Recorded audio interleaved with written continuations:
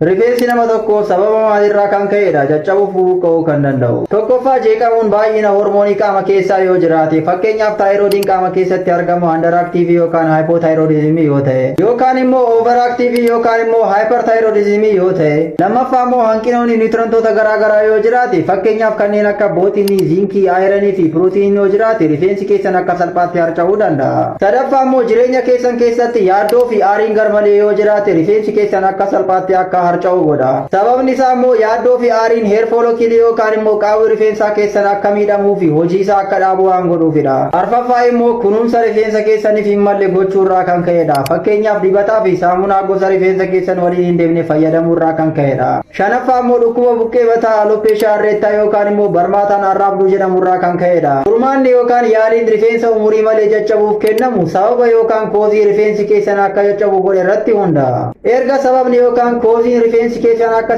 jalaa caccabuu fi akka bubuqqoo godhe sun sakattaa'amee bira gahamee booda gochoonni bifa dibataan ta'uu danda'a, bifa liqimsamuun ta'uu danda'a, bifa marfeedhaan ta'uu danda'a. Rifeensi keessan bakka duraatti akka deebi'uuf sinii kennama. Ergaa fayyaa kana yoo dandeessan sheer godhaa. Gaaffii fi yaada keessan koomentii irra naa kaa'aa. Halkan gaarii siniif haa ta'u.